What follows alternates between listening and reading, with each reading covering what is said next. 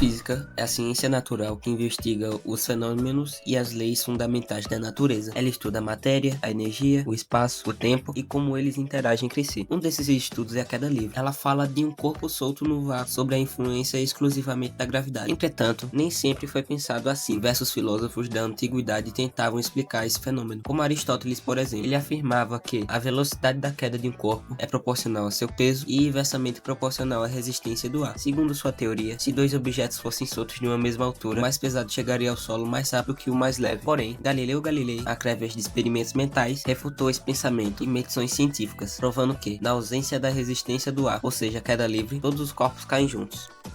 Galileu contestou essa teoria usando essas seguintes lógicas e experimentos práticos. Experimento mental. Galileu imaginou o que aconteceria se você amarrasse uma pedra pesada a uma leve. Pela lógica aristotélica, a leve atrasaria a pesada, resultando numa velocidade intermediária. Mas, juntas, elas seriam um objeto ainda mais pesado, o que deveria cair mais rápido. Essa contradição provou que a teoria aristotélica estava errada. 2. Experimento do plano inclinado. Para medir a gravidade com precisão, ele usou esferas rolando em rampas. Descobriu que a velocidade varia com o quadrado do tempo e que a aceleração é a mesma para todas as massas. 3. A Torre de Pisa. Conta a história que ele soltou esferas de diferentes pesos do alto da Torre de Pisa, provando que chegaram ao solo juntas. 4. Resistência do ar. Galileu explicou que a diferença que vemos no cotidiano ocorre porque o ar resiste mais em objetos leves e de formatos irregulares, e não porque pesam menos. Em um vácuo, até uma pena e uma bola de boliche caem no mesmo tempo. Bom, vou falar um pouco sobre aceleração e queda livre. A partir desses experimentos, Galileu descobriu que a aceleração da gravidade, que é a taxa com que a velocidade de um objeto aumenta quando ele está em queda livre em direção a um corpo massivo, como a Terra. Na superfície terrestre, esse valor é representado pela letra G e é equivalente a aproximadamente 9,8 metros por segundo ao quadrado. Isso significa que a cada segundo de queda, a velocidade aumenta cerca de 9,8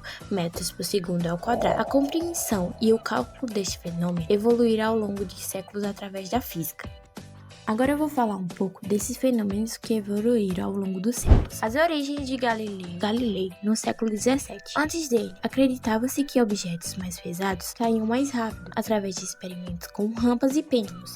Galileu provou que na ausência da resistência do ar, todos os objetos caem com a mesma aceleração, independente de seus pesos ou massa. Ele calculou pela primeira vez a taxa de aumento do movimento. A formulação de Isaac Newton em 1987. Newton explicou como a gravidade surgiu através da lei da gravitação universal. Ele determinou que qualquer matéria atrai outra matéria com uma força que depende da massa dos objetos e da distância entre eles. Com isso, descobriu que a aceleração da gravidade da Terra depende da massa do próprio planeta. A visão moderna de Albert Einstein em 1915. Na teoria da relatividade geral, Einstein redefiniu o conceito. A gravidade é propriamente uma força invisível, mas sim uma curvatura do espaço-tempo gerada por qualquer objeto com massa. A aceleração surge porque os objetos deslizam naturalmente por essa deformação. Leis de Galileu. As 3 leis de queda livre, estabelecidas por Galileu Galilei, feitas para explicar sua teoria no século XVIII, revolucionaram a física. Elas provam que, na ausência de resistência do ar, no vácuo, todos os corpos caem com a mesma aceleração constante, independente de suas massas, formatos ou tamanhos. Princípio da independência da queda dos corpos. 2 corpos abandonados da mesma altura, no vácuo, atingem o solo exatamente ao mesmo tempo. Galileu concluiu que a gravidade atua de forma igual sobre todos os objetos. A diferença de tempo observada no dia a dia ocorre apenas devido à resistência do ar. Lei das velocidades. Durante a queda livre, a velocidade do objeto aumenta a uma taxa constante, caracterizando um movimento retilíneo uniformemente variado. Se um objeto parte do repouso, sua velocidade escalar em um determinado instante é diretamente proporcional ao tempo de queda. A velocidade instantânea é calculada multiplicando a aceleração da gravidade pelo tempo decorrido. Velocidade igual gravidade vezes tempo. Lei dos espaços. Proporção dos números ímpares. Galileu descobriu que as distâncias percorridas pelo objeto a cada segundo de queda não aumentam de forma linear, mas seguem uma progressão matemática específica. Os espaços percorridos em intervalo de tempo iguais são proporcionais aos números ímpares sucessivos a partir de 1. Por exemplo, se o espaço percorrido no primeiro segundo é de 5 metros, as distâncias em cada segundo subsequente serão 1 segundo 5 metros, 2 segundos 15 metros, 3 segundos 25 metros, 4 segundos 35 metros. Olá, meu nome é Arielle e eu irei falar o quarto passo, experimento da aceleração aceleração da gravidade, montagem e observações. Apesar da genialidade de Galileu ao propor que todos os corpos caem com a mesma aceleração no vácuo, ele enfrentava uma limitação técnica em sua época, que era essa a dificuldade de medir o tempo com precisão, já que os relógios mecânicos ainda estavam sendo desenvolvidos nesta época. Para provar suas teorias, ele utilizou planos inclinados e pêndulos. Inspirados por essa mesma essência investigativa, podemos determinar o valor da aceleração da gravidade aqui em Caruaru utilizando um instrumento simples e acessível, que é o pêndulo simples. Para o pêndulo simples, nós utilizamos os seguintes utensílios: 2 fios de nylon, ou fios de pesca, ou ainda cordões grossos,